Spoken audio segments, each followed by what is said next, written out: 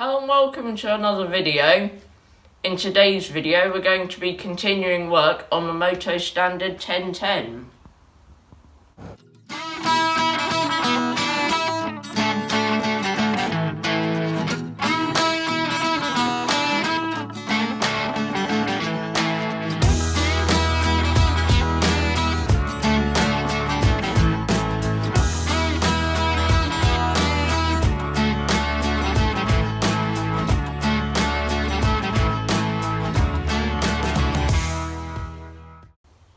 You may remember in the last video, we removed the engine and had what we wanted to be a quick clean up of the engine bay, which actually did a lot because this was completely covered in oil. We also removed the dead battery. And then we removed the homemade lift attachment thing that we had made in the past. And we also removed the rear fender and seat frame and seat. And the first thing we want to do today is drain the rear axle oil so that hopefully we can see if we can turn the tractor over to get better access to some areas of it.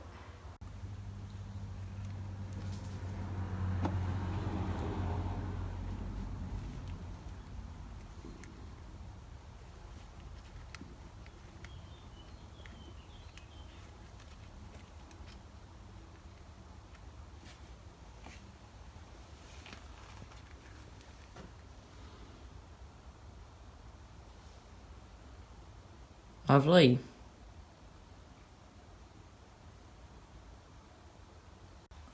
With the rear axle oil now drained, it's time for us to try and flip the tractor over.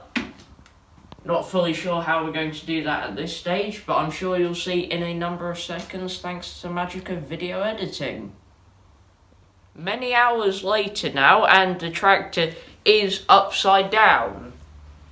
Now we've got the back end strapped to the hydraulic workbench, and then we've got this piece of racking as a support at the front, with the steering column and dashboard elevated off the floor to make sure no damage happens down there.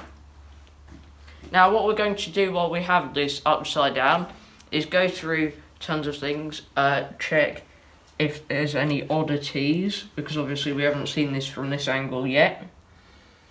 And probably have a bit more of a tidy up, especially around the engine area, because that's even worse than it was on the other side. And then hopefully we can get all the stuff we need to do done on the underside pretty quickly to get it back onto its 3 wheels and 1 stub axle. We're going to start with the cleaning up, mainly of the front end, because that's where all the oil and stuff is.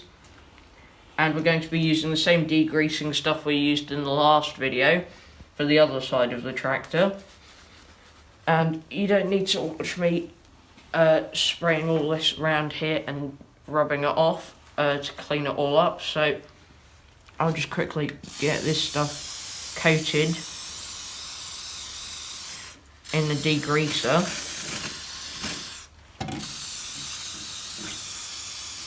And then we'll come back to you once we've cleaned it all up. We've now had a brief clean up, and it's made quite a big difference and has enabled us to see a few things. So first of all, we had a problem with the clutch pedal that we wanted to investigate, which appears to be here and not helped by the fact that the split pin has been replaced with a nail that someone's just put there. Interesting thing we noticed was on the 4 fixing points for the deck lift, each of the fixings on these pivots seem to be completely different. Like you've got 2 shorter ones on the diagonals here, and then these 2 are longer, but one of them's got 1 on and the other one's got 2. So that'll need some investigation to see how that is actually meant to be. And the steering quadrant here looks as though it hasn't been greased in many years. And the main reason for turning it over was to look at the steering and the front axle, which, as you can see there, the forward and backwards play of the front axle However, having cleaned up the area, we think this might be adjustable so that we can bring these two brackets closer together to hopefully close that gap. However, before we attempt to do that, we're going to try and take the front axle off so that we can make sure that this centre hole isn't worn too badly. Now the front axle is held on by two half nuts, and it's not often that we get our 24mm spanner out when we're working on tractors.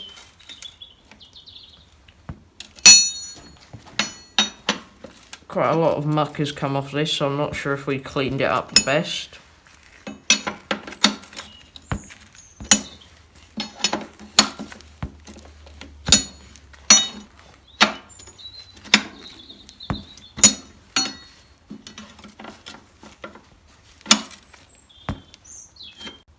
We've now taken the bolt out, and those of you that might want to do this on a garden tractor of your own, when you're removing an axle like this, it's not always the best to lift it from here because the wheels can swing around and your hands get trapped by the tie rods.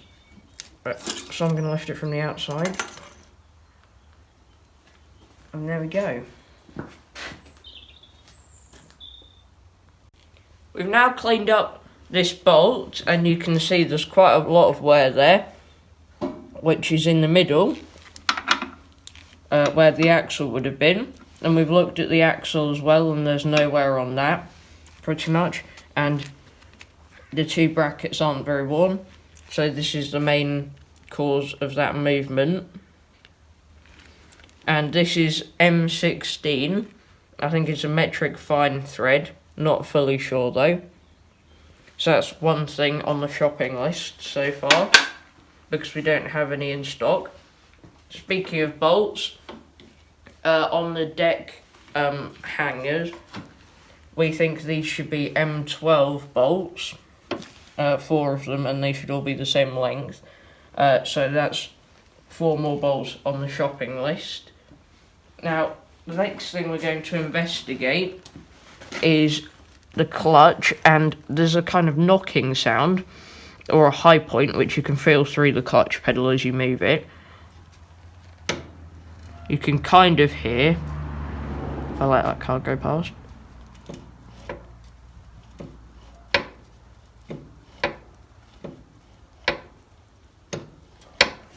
So the first thing we're going to do is get this nail off of here, because that's not helping anything. And then see if this bush can tell us anything about it. Now, off camera, we've taken off the nail, and we put a washer underneath here because this rod was catching on the bracket. We also adjusted the bit on the clevis fork part here, and then all of that, and a new split pin on there, all of that has resulted in the issue being resolved. Now we've also just quickly greased up the steering quadrant down there, and that's pretty much all we can do today, because the other things we need to do on the underside of the tractor are all of those bolt jobs, putting the new bolts on the deck linkage, and then putting the one on the front axle. The other jobs we need to do on the front axle, and possibly steering stuff, we can do with the tractor on its wheels as easily as we can with it upside down. And obviously we'd prefer it to be on its wheels, because this is a bit of an infill project while we're waiting for parts for other machines. So we'd like to keep this as mobile as possible. But as I said, that's all we can do today, and we will order those bolts for whenever we can next work on this tractor. So that's it for this video, and I'll see you in the next one. Bye.